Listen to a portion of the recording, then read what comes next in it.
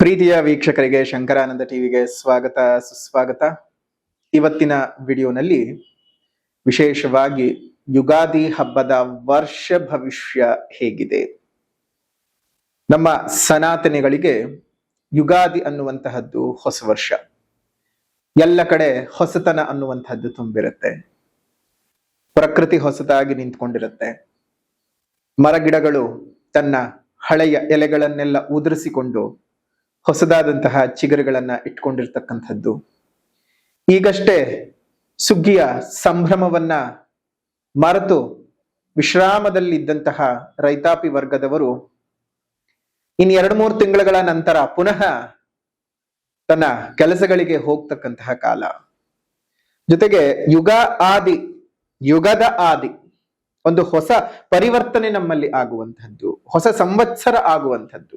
ಈಗ ನಡೆಯುವಂತಹದ್ದು ಶ್ರೀ ವಿಶ್ವಾವಸ ನಾಮ ಸಂವತ್ಸರವು ಮುಗಿದು ನಡೆಯುವಂಥದ್ದು ಶ್ರೀ ಪರಾಭವ ನಾಮ ಸಂವತ್ಸರ. ಪರಾಭವ ನಾಮ ಸಂವತ್ಸರದ ಫಲ ಏನಪ್ಪಾ ಅಂದ್ರೆ, ಪರಾಭವಾಬ್ದೇ ರಾಜನಃ ಪ್ರಾಪ್ನುವಂತಿ ಪರಾಭವಂ ಆಮಯ ಕ್ಷುದ್ರ ಧಾನ್ಯಾನಿ ಪ್ರಭೂತಾನಿ ಸೃವಷ್ಟಯ. ಕಷ್ಟಪಟ್ಟು ಒಂದ್ ಸೈಟ್ ಅನ್ನ ಕೊಂಡ್ಕೊಂಡಿದ್ದಾಯ್ತು. ಈಗ ಆ ಜಾಗದಲ್ಲಿ ಮನೆ ಕಟ್ಟಿಸ್ಬೇಕು, ಪಾಯ ಯಾರ ಕಡೆಯಿಂದ ಹಾಕಿಸ್ಬೇಕು, ಬೇಕಾದ ಕಲ್ಲುಗಳಾಗಿರ್ಲಿ, ಕಬ್ಬಣ ಆಗಿರ್ಲಿ, ಮರಳು, ಜಲ್ಲಿಕಲ್ಲು, ಅದೇ ರೀತಿಯಾಗಿ ಮನೆಗೆ ಬೇಕಾಗಿರುವಂತಹ ಇಟ್ಟಿಗೆ, ಸಿಮೆಂಟು ಎಲ್ಲಿಂದನಪ್ಪ ತರಿಸ್ಬೇಕು, ಯಾರ ಕಡೆಯಿಂದ ಕೊಂಡ್ಕೊಳ್ಬೇಕು ಅಂತ ಯೋಚನೆ ಮಾಡ್ತಾ ಇದ್ದೀರಾ? ಇದರೆಲ್ಲದರ ಜೊತೆಗೆ ವಾಸ್ತು ಅನ್ನುವಂಥದ್ದು ಮನೆಗೆ ಬಹಳ ಮುಖ್ಯ. ಯಾರ ಕಡೆಯಿಂದ ನಾವು ವಾಸ್ತುವನ್ನು ತೋರಿಸ್ಬೇಕು ಅಂತಾನು ಯೋಚನೆ ಮಾಡ್ತಾ ಇದ್ದೀರಲ್ವಾ? ನೀವು ಯೋಚನೆ ಮಾಡೋದೇ ಬೇಡ.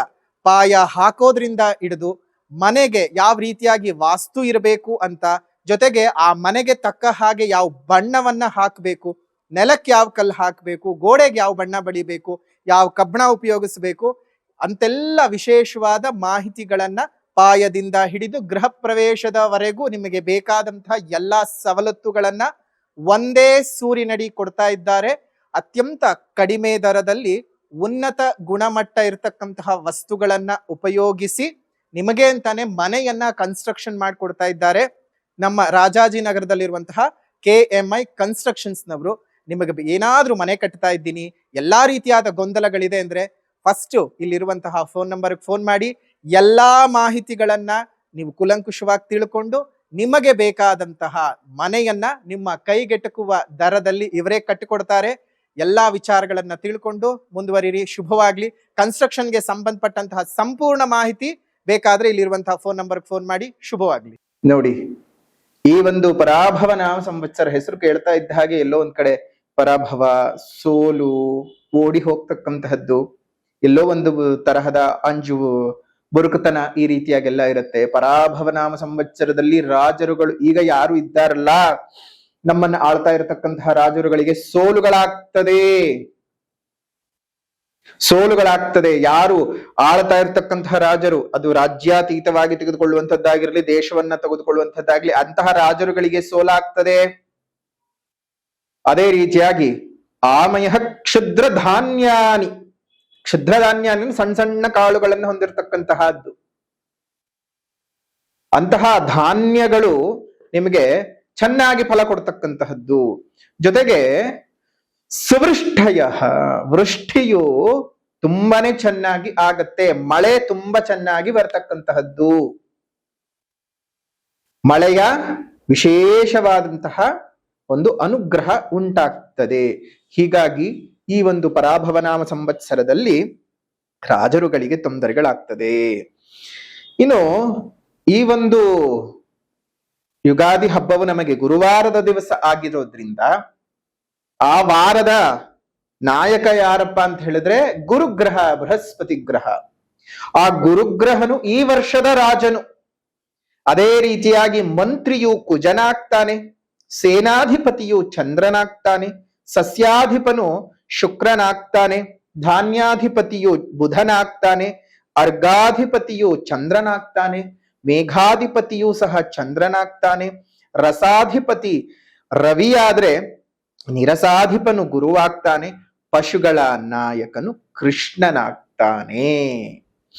ಇಂತಹ ಒಂದು ಸಂದರ್ಭದಲ್ಲಿ ಗುರು ಗ್ರಹ ರಾಜನಾಗಿರೋದ್ರಿಂದಾಗಿ ಏನೇನೆಲ್ಲ ಆಗತ್ತಪ್ಪ ಅಂತ ಹೇಳಿದ್ರೆ, ದ್ವಿಜಾತಯ ಕರ್ಮರತಾತ್ ಸ್ವಧರ್ಮ ಸನ್ಮಾರ್ಗಗಾನೀತಿ ವಿದೋ ನರೇಂದ್ರ ಸುಭಿಕ್ಷಮಾರೋಗ್ಯ ಸುಖೆ ಪ್ರಜಾನಾಂ ಸೃಷ್ಟಿರದಾಧಿಪತೌ ಸುರೇಜ್ಯೇ. ಗುರುವು ರಾಜನಾಗಿರೋದ್ರಿಂದ ದ್ವಿಜರು ಸತ್ಕರ್ಮಗಳನ್ನ ಮಾಡುವಂಥವರಾಗ್ತಾರೆ. ಜನ್ಮನ ಜಾಯತೆ ಜಂತುಹು, ನೀವು ಜನ್ಮದಿಂದ ಜಂತುಗಳೇ ಹೊರತು ನನ್ನ ತಂದೆ ತಾಯಿ ಅವರಿಂದ ಬಂದಂತಹ ಬಳುವಳಿಗಳು ಜಾತಿಗಳಲ್ಲ ಅಥವಾ ವರ್ಣಗಳಲ್ಲ. ತಂದೆ ತಾಯಿಯಿಂದ ಬರುವಂಥದ್ದು ವರ್ಣವಲ್ಲ. ವೇದಗಳಲ್ಲಿ ಅಥವಾ ನಮ್ಮ ಪುರಾತನ ಕಾಲಗಳಲ್ಲಿ ಜಾತಿ ವ್ಯವಸ್ಥೆ ಇರಲಿಲ್ಲ ಹೊರತು ವರ್ಣ ವ್ಯವಸ್ಥೆ ಇದ್ದದ್ದು. ಸೊ ಹಾಗಾಗಿ ದ್ವಿಜರು ಏನು ಮಾಡ್ತಾರೆ? ಸತ್ಕರ್ಮಗಳನ್ನ ಆಚರಣೆ ಮಾಡ್ತಾರೆ. ಅದೇ ರೀತಿಯಾಗಿ ತಮ್ಮ ಕುಲಧರ್ಮಗಳನ್ನ ಅನುಷ್ಠಾನಗಳನ್ನ ಸರಿಯಾಗಿ ಮಾಡಿಕೊಂಡು ಹೋಗುವಂಥವ್ರಾಗ್ತಾರೆ. ಯಾಕಂದ್ರೆ ಗುರುವಲ್ವೇ, ನಿಮ್ಮ ಧರ್ಮ ಪರಿಪಾಲನೆಯನ್ನ ನೀವು ಸರಿಯಾಗಿ ಆಚರಣೆ ಮಾಡ್ಕೊಂಡು ಹೋಗುವ ಹಾಗೆ ಪ್ರೇರೇಪಣೆಯನ್ನ ಕೊಡ್ತಾನೆ. ಜೊತೆಗೆ ರಾಜರುಗಳಿಂದ ರಾಜ್ಯ ಪರಿಪಾಲನೆ ಮಾಡುವಂಥವ್ರು ಸ್ವಲ್ಪ ಸರಿಯಾಗಿರುವಂಥವ್ರು ಸಿಗಬಹುದು ಪರಿವರ್ತನೆಯ ನಂತರದಲ್ಲಿ ಜನರ ಯೋಗಕ್ಷೇಮವನ್ನ ವಿಚಾರಿಸ್ಕೊಳ್ತಕ್ಕಂತಹ ಒಂದಷ್ಟು ಪರಿವರ್ತನೆಗಳು ಆದ್ರೂ ಆಗತ್ತೆ. ಜೊತೆಗೆ ಪ್ರಜೆಗಳ ಆರೋಗ್ಯ ಸ್ವಲ್ಪ ಮಟ್ಟಕ್ಕೆ ಸುಧಾರಿಸುತ್ತೆ. ಒಳ್ಳೆಯ ಮಳೆಯಾಗಿ ಧಾನ್ಯಗಳು ಹೇರಳವಾಗಿ ಬರುತ್ತೆ. ಅದೇ ರೀತಿ ಇನ್ನೊಂದು ಪ್ರಮುಖವಾಗಿರತಕ್ಕಂತಹದ್ದು ಏನಪ್ಪಾ ಅಂತ ಹೇಳಿದ್ರೆ, ಕುಜನ್ ಮಂತ್ರಿಯಾಗಿರೋದ್ರಿಂದ ಹಸಿರಿನ ಪೈರುಗಳು ಅಗ್ನಿ ಭಯದಿಂದ ಒಣಗಿ ಹೋಗಬಹುದು. ಅಂದ್ರೆ ಅಷ್ಟು ಉಷ್ಣ ಬಿಸಿ ಇರುತ್ತೆ. ಜಲೋಪದ್ರವಗಳು ಜಾಸ್ತಿ ಆಗ್ತಕ್ಕಂತಹದ್ದು, ಸುಂಟರ್ ಗಾಳಿಗಳು ಜಾಸ್ತಿ ಆಗುವಂತಹದ್ದು, ರೋಗ ಪೀಡೆಗಳು ಸಸ್ಯಗಳಿಗೆ ಜಾಸ್ತಿ ಆಗುವಂತಹದ್ದು ಆಗತ್ತೆ. ಅದೇ ರೀತಿಯಾಗಿ ಇಂತಹ ಸಸ್ಯಗಳಿಗೆಲ್ಲ ಸಸ್ಯಾಧಿಪನಾಗಿರತಕ್ಕಂತಹ ಶುಕ್ರನ ಫಲವನ್ನ ನೋಡೋದ್ರಿಂದ ಸ್ವಲ್ಪ ಮಟ್ಟಕ್ಕೆ ಏನೇ ಹೆಚ್ಚು ಕಡಿಮೆಗಳೆಲ್ಲ ನಡೆದ್ರೂ ಸಹ ರೈತರ ಬೆಳೆಗಳಿಗೆ ಹಾನಿಗಳು ಅಷ್ಟು ಆಗೋದಿಲ್ಲ. ಒಟ್ಟಾರೆಯಾಗಿ ಈ ಒಂದು ನವನಾಯಕರ ಫಲ ಆಗಿದ್ದಿರಬಹುದು, ರಾಜನ ಮಂತ್ರಿ ಫಲಗಳು, ಸಸ್ಯಾಧಿಪನ ಫಲಗಳೆಲ್ಲ ಒಂದ್ ಹಂತಕ್ಕೆ ಶುಭ ರೀತಿನಲ್ಲೇ ಇರತಕ್ಕಂತಹದ್ದು. ಹಾಗಾಗಿ ಏನು ಯೋಚನೆ ಮಾಡುವಂತಹ ಅವಶ್ಯಕತೆ ಇಲ್ಲ. ಇನ್ನು ಪ್ರಮುಖವಾಗಿ ಬಂದಂತಹ ಸಂದರ್ಭದಲ್ಲಿ ವರ್ಷದಲ್ಲಿ ಗ್ರಹಣ ಅಂತ ಬಂದ ಸಂದರ್ಭದಲ್ಲಿ ಯಾವಾಗ್ಲೂ ಅಷ್ಟೇ, ಈ ವರ್ಷ ಗ್ರಹಣ ಇದೆ, ಪ್ರತಿ ವರ್ಷ ಗ್ರಹಣ ನಡೆಯುತ್ತೆ. ಮಿನಿಮಮ್ 2 ಗ್ರಹಣನಾದ್ರೂ ನಡೆಯುತ್ತೆ. ಮ್ಯಾಕ್ಸಿಮಮ್ ಅದು 6-7 ಗ್ರಹಣಗಳು ನಡೆಯೋದಕ್ಕೆ ಸಾಧ್ಯತೆ ಇದೆ. ಆ ಗ್ರಹಣಗಳು ನೀವು ವಾಸ ಮಾಡ್ತಾ ಇರ್ತಕ್ಕಂತಹ ಪ್ರದೇಶಗಳಲ್ಲಿ ಗೋಚಾರವಿದೆಯಾ ಇಲ್ಲವಾ ಅನ್ನುವಂತಹದ್ದೇ ಪ್ರಶ್ನೆ.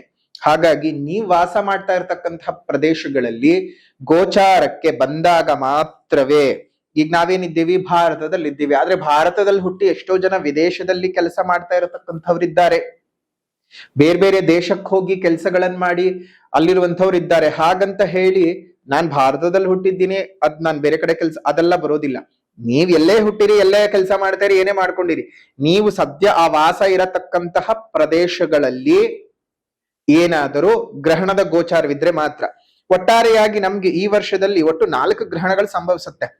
12ನೇ ತಾರೀಕು 8ನೇ ತಿಂಗಳು 2026 ಬುಧವಾರ, ಆಷಾಢದ ಕೃಷ್ಣ ಪಕ್ಷದ ಅಮಾವಾಸ್ಯ ದಿವಸ ನಿಮ್ಗೆ ಮೊದಲನೇ ಗ್ರಹಣ ನಡೆಯುತ್ತೆ. ಅದು ನಮ್ಮ ಭಾರತಕ್ಕೆ ಗೋಚಾರ ಇಲ್ಲ, ಕಾಣಿಸೋದಿಲ್ಲ.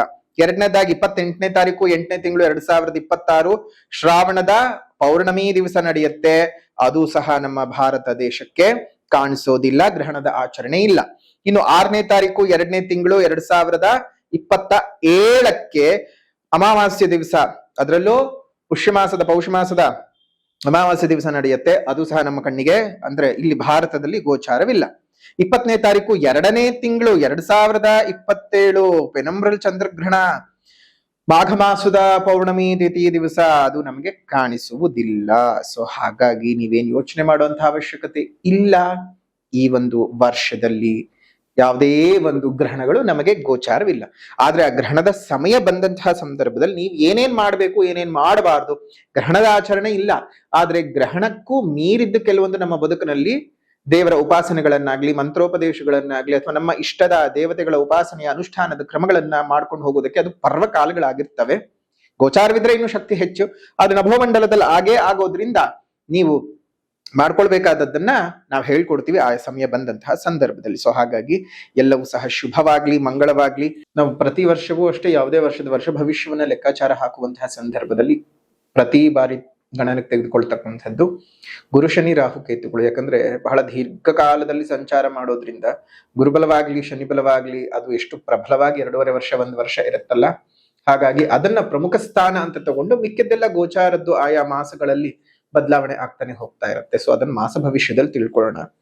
ಇಲ್ಲಿ ಪ್ರಮುಖವಾಗಿ ನೋಡಿ, ನಮಗೆ 1ನೇ ತಾರೀಕು 6ನೇ ತಿಂಗಳು 2026 ಮಧ್ಯರಾತ್ರಿ 2:25 ಅಂದ್ರೆ 2ನೇ ತಾರೀಕು 6ನೇ ತಿಂಗಳು 2026 ತನ್ನ ಉಚ್ಚ ಸ್ಥಾನವಾಗಿರ್ತಕ್ಕಂತಹ ಕರ್ಕಾಟಕ ರಾಶಿಗೆ ಪುನರ್ವಸು ನಕ್ಷತ್ರ 4ನೇ ಪಾದಕ್ಕೆ ಗುರುವು ಸಂಚಾರ ಮಾಡ್ತಾ ಇದ್ದಾನೆ. ಗುರುವು ತನ್ನ ಸ್ಥಾನವನ್ನ ಮಿಥುನ ರಾಶಿಯಿಂದ ಒಂದು ಕರ್ಕಾಟಕ ರಾಶಿ ಪ್ರಯಾಣವನ್ನು ಬೆಳೆಸ್ತಾ ಇದ್ದಾನೆ. ಇದು ನೋಡಿ 12 ವರ್ಷಗಳಿಗೆ ಒಮ್ಮೆ ನಡೀತಕ್ಕಂತಹದ್ದು.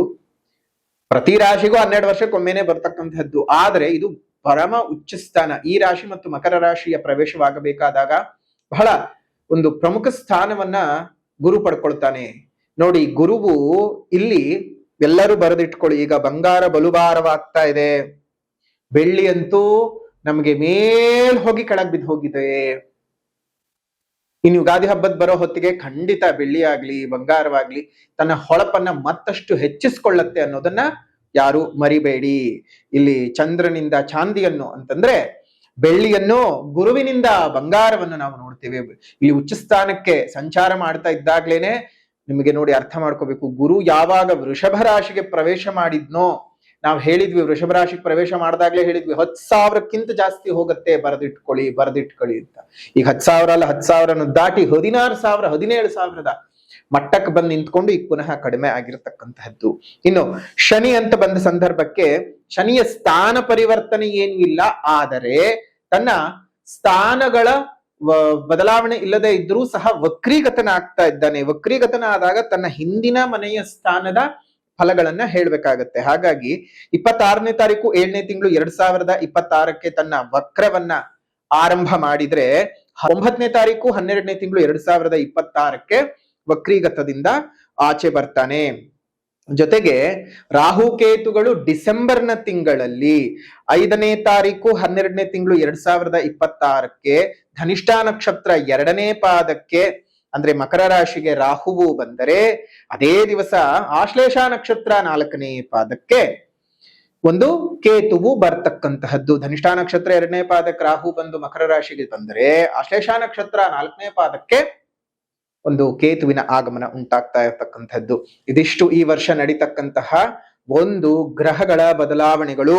ಇನ್ನು ತುಲಾ ರಾಶಿಯವರಿಗೆ ಈ ಒಂದು ಯುಗಾದಿ ಹಬ್ಬದ ವರ್ಷ ಭವಿಷ್ಯವನ್ನ ಲೆಕ್ಕ ಮಾಡೋದಾಯ್ತು ಅಂತ ಹೇಳಿದ್ರೆ, ಗ್ರಹದ ಸ್ಥಿತಿಗತಿಗಳನ್ನ ನೋಡೋದಾಯ್ತು ಅಂತ ಹೇಳಿದ್ರೆ, ಯುಗಾದಿ ಹಬ್ಬದ ಹೊಸ್ತಲಿನಲ್ಲಿ ನಿಮಗೆ ನೇರವಾಗಿ 5ನೇ ಮನೆಯಲ್ಲಿರ್ತಕ್ಕಂತಹ ಬುಧ ಮತ್ತು ರಾಹುವು, 6ನೇ ಮನೆಯಲ್ಲಿರ್ತಕ್ಕಂತಹ ಶನಿ ಕುಜ ಮತ್ತು ರವಿಯು, 7ನೇ ಮನೆಯಲ್ಲಿ ಇರ್ತಕ್ಕಂತಹ ಶುಕ್ರನು, 9ನೇ ಮನೆಯಲ್ಲಿ ಇರ್ತಕ್ಕಂತಹ ಗುರುವು, ಅದೇ ರೀತಿಯಾಗಿ 12ನೇ ಮನೆಯ ಚಂದ್ರ, 11ನೇ ಮನೆಯ ಕೇತು. ಈ ಒಂದು ಹೊಸ ವರ್ಷ ಅಂತ ಬಂದಾಗ ಪ್ರಮುಖವಾಗಿ ಗುರು ಮತ್ತು ಶನಿಯ ಸಂಚಾರವನ್ನ ಆಧಾರವಾಗಿ ಇಟ್ಕೊಂಡು, ಗುರುಬಲ ಮತ್ತು ಶನಿಬಲದ ಆಧಾರದಲ್ಲಿ ನಾವು ವರ್ಷಿಕದ ಫಲವನ್ನ ನೋಡೋದಾಯ್ತು ಅಂದ್ರೆ, ವಾರ್ಷಿಕ ಫಲವನ್ನ ನೋಡೋದಾಯ್ತು ಅಂತ ಹೇಳಿದ್ರೆ, ಗುರು ಬದಲಾವಣೆ ಆಗ್ತಾ ಇದ್ದಾನೆ. ಇದೇ ಒಂದು ವರ್ಷದಲ್ಲಿ ಪ್ರತಿ ವರ್ಷವೂ ಬದಲಾವಣೆ ಆಗ್ತಾ ಇದ್ದಾನೆ. ಈ ವರ್ಷವೂ ಸಹ ಬದಲಾವಣೆ ಆಗ್ತಾ ಇದ್ದಾನೆ. ನಿಮ್ಗೆ ಒಂದು 9ನೇ ಮನೆಯಿಂದ 10ನೇ ಮನೆಯ ಸಂಚಾರವನ್ನು ಮಾಡ್ತಾ ಇದ್ದಾನೆ ಗುರು ಗೋಚಾರದಲ್ಲಿ. ಈ ಒಂದು 10ನೇ ಮನೆಯ ಉಚ್ಚ ಸ್ಥಾನಕ್ಕೆ ಬಂದು ಕೂತ್ಕೊಳ್ತಾ ಇದ್ದಾನೆ. 1ನೇ ತಾರೀಕು 6ನೇ ತಿಂಗಳು 2026 ರಾತ್ರಿ 2:25 ಅಂದ್ರೆ ಕ್ಲಾಕ್ ವೈಸ್ ನೋಡಿದಂತಹ ಸಂದರ್ಭದಲ್ಲಿ 2ನೇ ತಾರೀಕು ಜೂನ್ 2ನೇ ತಾರೀಕು ತನ್ನ ಉಚ್ಚ ಸ್ಥಾನವಾದಂತಹ ಕರ್ಕಾಟಕ ರಾಶಿಗೆ ಗುರು ಪ್ರವೇಶ ಮಾಡ್ತಾ ಇದ್ದಾನೆ. ಶನಿಯ ಯಾವುದೇ ರೀತಿಯಾದಂತಹ ಸಂಚಾರ ಇಲ್ಲದೆ ಇದ್ದರೂ ಸಹ ವಕ್ರೀಗತನ ಆಗ್ತಾ ಇದ್ದಾನೆ. ತನ್ನ ಹಿಂದಿನ ಮನೆಯ ಫಲವನ್ನು ಕೊಡೋದಕ್ಕೆ, ಪಂಚಮ ಶನಿಯ ಫಲವನ್ನು ಕೊಡೋದಕ್ಕೆ ಸಿದ್ಧವಾಗ್ತಾ ಇದ್ದಾನೆ. ಅದು ಮಧ್ಯಕಾಲದಲ್ಲಿ 26ನೇ ತಾರೀಕು 7ನೇ ತಿಂಗಳು 2026 ವಕ್ರೀಗತ ಪ್ರಾರಂಭವಾಯಿತು ಅಂತ ಹೇಳಿದರೆ, 9ನೇ ತಾರೀಕು 12ನೇ ತಿಂಗಳು 2026ರವರೆಗೂ ಸಹ ತನ್ನ ವಕ್ರೀಗತದ ಪಂಚಮ ಶನಿಯ ಪೀಡನ ಫಲವನ್ನು ಕೊಡೋದಕ್ಕೆ ಸಿದ್ಧವಾಗ್ತಾ ಇದ್ದಾನೆ. ಜಾಗೃತಿಯಾಗಿ ಇರಬೇಕು ತುಲಾರಾಶಿಯವರು. ಇಲ್ಲಿ ಒಂದು ಗ್ರಹದ ಸ್ಥಿತಿಗತಿಗಳು ನಮ್ಮ ಬದುಕಿನಲ್ಲಿ ಹಲವು ರೀತಿಯಾಗಿರ್ತಕ್ಕಂತಹ ಏರಿಳಿತಗಳನ್ನ ತೋರಿಸ್ತಕ್ಕಂಥದ್ದು. ಹಾಗಾಗಿ ಒಳ್ಳೆಯದನ್ನ ನಾವು ಹೇಗೆ ಒಳ್ಳೆಯದ್ದು ಅಂತ ಸ್ವೀಕಾರ ಮಾಡ್ತೀವೋ, ಕೆಡುಕಿನ ಛಾಯೆ ಇದ್ದಾಗ ಹಾಗೆಯೇ ನಾವು ಅದನ್ನು ಸ್ವೀಕಾರ ಮಾಡ್ಬೇಕಾಗ್ತದೆ. ಒಳ್ಳೆಯದ್ದು ಹೇಳಿದ ತಕ್ಷಣ ಹಿರಿ ಹಿಗ್ಗೋದು ಬೇಡ, ಕೆಟ್ಟ ಫಲಗಳಿದೆ ಅಂದ ತಕ್ಷಣ ಕುಗ್ಗ್ ಹೋಗೋದು ಸಹ ಬೇಡ. ಈ ಒಂದು ಗುರು ಮತ್ತು ಶನಿಯ ಪ್ರಭಾವಕ್ಕೆ ನೀವು ಸಿಲುಕಿ ಹಾಕಿಕೊಳ್ಳಬಾರದು ಅಂತ ಅಂದ್ರೆ ಗುರು ಮಹಾಯಾಗ ಮತ್ತು ಶನಿ ಮಹಾಯಾಗವನ್ನು ಮಾಡ್ತಾ ಇದ್ದೇವೆ. ಗುರು ಏನು 1ನೇ ತಾರೀಕು ರಾತ್ರಿ 2ನೇ ತಾರೀಕಿನ ಒಂದು ಮಧ್ಯರಾತ್ರಿ ಬದಲಾವಣೆ ಆಗ್ತಾ ಇದ್ದಾನೆ. ಹಾಗಾಗಿ ದಿನಾಂಕ 31ನೇ ತಾರೀಕು 5ನೇ ತಿಂಗಳು 2026 ಶುಭ ಭಾನುವಾರದ ದಿವಸ, ಅದರಲ್ಲೂ ಅಧಿಕ ಜ್ಯೇಷ್ಠದ ಪೌರ್ಣಮಿ ತಿಥಿ ಇರುವಂತಹ ದಿವಸ, ಅಧಿಕ ಜ್ಯೇಷ್ಠದ ಪೌರ್ಣಮಿ ತಿಥಿ ದಿವಸ ಇರುವಂತಹ ವಿಶೇಷವಾದಂತಹ ಪೌರ್ಣಮಿ ತಿಥಿಯಂದು ಒಂದು ಗುರು ಮಹಾಯಾಗವನ್ನ ಮಾಡ್ತಾ ಇದ್ದೇವೆ. 12ನೇ ತಾರೀಕು 7ನೇ ತಿಂಗಳು 2026 ಪ್ರದೋಷದ ದಿವಸ, ಈ ಒಂದು ಭಾನುವಾರದ ದಿವಸವ ಸಹ ನಿಮಗೆ ವಿಶೇಷವಾಗಿ ಶನಿ ಮಹಾಯಾಗವನ್ನು ಮಾಡ್ತಾ ಇದ್ದೇವೆ. ನೀವು ಶನಿ ಮತ್ತು ಗುರು ಮಹಾಯಾಗವನ್ನ ನೀವು ಮಾಡಿಸಿ ಆ ಒಂದು ಪ್ರಸಾದಗಳನ್ನ ನೀವು ಉಪಯೋಗಿಸ್ತಾ ಬನ್ನಿ. ಅದರಿಂದ ನಿಮಗೆ ಬಹಳ ಅನುಕೂಲಗಳು ಉಂಟಾಗ್ತವೆ. ಗುರು ಮಹಾಯಾಗದಲ್ಲಿ ಕೊಡತಕ್ಕಂತಹ ವಿಶೇಷವಾದಂತಹ ಗುರು ಆಶೀರ್ವಾದ ಇರತಕ್ಕಂತಹ ಅಕ್ಷತ ಪ್ರಸಾದವನ್ನ ನೀವು ಪ್ರತಿನಿತ್ಯನೂ ಸಹ ನಿಮ್ಮ ಜೊತೆನಲ್ಲೇ ಇಟ್ಕೊಂಡಿರಿ. ಅದ್ರ ಜೊತೆಗೆ ಗುರುವಿನ ಡಾಲರ್ನ ಕೊಡ್ತೀವಿ, ಆ ಗುರುವಿನ ಡಾಲರ್ನ ಕತ್ತಿನಲ್ಲಿ ಧರಿಸಿರಿ. ಗುರು ಮಹಾಯಾಗದಲ್ಲಿ ವಿಶೇಷವಾಗಿ ಪೂಜೆ ಮಾಡಿ ಕೊಡ್ತಕ್ಕಂತಹ ಆ ಪಂಚಲೋಹದ ಡಾಲರ್ನ ನೀವು ಧರಿಸೋದ್ರಿಂದ ನಿಮ್ಮ ದೇಹದಲ್ಲಿ ಆ ಗುರು ಅನುಗ್ರಹ ಉಂಟಾಗತ್ತೆ. ಶನಿ ಮಹಾಯಾಗದಿಂದ ಕೊಡ್ತಕ್ಕಂತಹ ವಿಶೇಷವಾದ ಪ್ರಸಾದವನ್ನ ನೀವು ಕೈಗೆ ಕಟ್ಕೊಳ್ಳೋದ್ರಿಂದ ಶನಿ ಅನುಗ್ರಹ ಉಂಟಾಗತ್ತೆ. ಅದ ಎರಡರ ಬೆಲೆಯೂ ಸಹ 800 ರೂಪಾಯಿಗಳು ಆಗಿರತ್ತೆ. ಅಂದ್ರೆ ಒಂದು ಯಾಗಕ್ಕೆ 800 ರೂಪಾಯಿ. ಈ ಗುರು ಮಹಾಯಾಗ ಮತ್ತು ಶನಿ ಯಾಗದಲ್ಲಿ ಪಾಲ್ಗೊಳ್ಬೇಕು ಅಂದ್ರೆ ಇಲ್ಲೇ ಇರತಕ್ಕಂತಹ ಫೋನ್ ನಂಬರ್ಗೆ ನೀವು ವಾಟ್ಸಪ್ ನ ಮುಖಾಂತರ ಕಾಂಟ್ಯಾಕ್ಟ್ ಮಾಡಿ ಸಂಪೂರ್ಣವಾದ ಮಾಹಿತಿಯನ್ನು ತಿಳ್ಕೊಳ್ಳಿ. ಅದರ ಶುಲ್ಕ 800 ರೂಪಾಯಿಗಳಿರುತ್ತವೆ ಒಬ್ಬರಿಗೆ. ಗುರು ಮಹಾಯಾಗಕ್ಕೆ 800 ಮತ್ತು ಶನಿ ಮಹಾಯಾಗಕ್ಕೆ 800. ಯಾವ ಸ್ಥಳದಲ್ಲಿ ನಡೆಯುತ್ತೆ, 1 ತಿಂಗಳ ಮುಂಚಿತವಾಗಿ ಅದನ್ನ ತಿಳಿಸ್ಕೊಡಲಾಗ್ತದೆ. ಎರಡೂ ಸಹ ನಮ್ಮ ಆಶ್ರಮದಲ್ಲೇ ನಡೆಯುತ್ತವೆ. ನಿಮಗೆ ಸಂಪೂರ್ಣದ ಮಾಹಿತಿಯನ್ನ ಕೊಡ್ತಾರೆ ಅಂತ ಹೇಳ್ತಾ, ಈ ಒಂದು ತುಲಾ ರಾಶಿಯವರಿಗೆ ವಿಶೇಷವಾಗಿರತಕ್ಕಂತಹ ಫಲಗಳನ್ನ ನೋಡೋದಾಯ್ತು ಅಂದ್ರೆ, ಮೊದಲನೇದಾಗಿ ಆದಾಯ ವ್ಯಯಾದಿಗಳನ್ನ ನೋಡೋದಾಯ್ತು ಅಂದ್ರೆ ಆದಾಯ 5, ಅದೇ ರೀತಿಯಾಗಿ ವ್ಯಯ 14, ಆರೋಗ್ಯ 4, ಅನಾರೋಗ್ಯ 5, ರಾಜ ಪೂಜ 3, ರಾಜಕೋಪ 5 ಆಗಿರುತ್ತೆ. ಸ್ವಲ್ಪ ಜಾಗೃತಿಯಾಗಿರಿ. ಸುಖ 6, ದುಃಖ 3ನಲ್ಲಿ ಇರ್ತಕ್ಕಂತಹದ್ದು ಈ ಒಂದು ತುಲಾರಾಶಿಯವರಿಗೆ ಆದಾಯ ವ್ಯಯಾದಿಗಳನ್ನ ನೋಡೋದಾಯ್ತು ಅಂತ ಹೇಳಿದ್ರೆ, ಇನ್ನು ನಕ್ಷತ್ರದ ಅನುಸಾರವಾಗಿ ಕಂದಾಯಗಳನ್ನ ನೋಡೋದಾಯ್ತು ಅಂತ ಹೇಳಿದ್ರೆ, ನೋಡಿ ತುಲಾರಾಶಿನಲ್ಲಿ ಇರ್ತಕ್ಕಂತಹ ಕಂದಾಯಗಳನ್ನ ನಾವು ಸರಿಯಾಗಿ ಗಮನ ಕೊಟ್ಟು ನೋಡುವಂತಹ ಸಂದರ್ಭದಲ್ಲಿ ಪ್ರಥಮ ಕಂದಾಯ, ದ್ವಿತೀಯ ಕಂದಾಯ, ತೃತೀಯ ಕಂದಾಯವನ್ನ ನೋಡೋದಾಯ್ತು ಅಂದ್ರೆ, ಚಿತ್ತಾ ನಕ್ಷತ್ರಕ್ಕೆ ಪ್ರಥಮ 3, ದ್ವಿತೀಯ 0, ತೃತೀಯ 3 ಅಂದ್ರೆ ಚೈತ್ರಾದಿ 5 ತಿಂಗಳು ಮೊದಲನೇ ಕಂದಾಯವು, ಎರಡನೇ ಕಂದಾಯ ಶ್ರಾವಣದಿಂದ 4 ತಿಂಗಳು, ತೃತೀಯ ಕಂದಾಯವು ಮಾರ್ಗಶಿರದಿಂದ 4 ತಿಂಗಳುಗಳ ಕಾಲ ನಡೆಯುತ್ತೆ. ಅಂದ್ರೆ ಯಾವ ಒಂದು ಅವಧಿಯ ಒಳಗಡೆ ಯಾವ ಈ 3 ಭಾಗದಲ್ಲಿ ಪ್ರಥಮ, ದ್ವಿತೀಯ, ತೃತೀಯ ಎಷ್ಟು ಅಂಕಗಳಿರುತ್ತೋ ಅಷ್ಟು ಶುಭ ಫಲಗಳು ಅಧಿಕ ಅಂತಾನೆ ಹೇಳ್ತೀವಿ.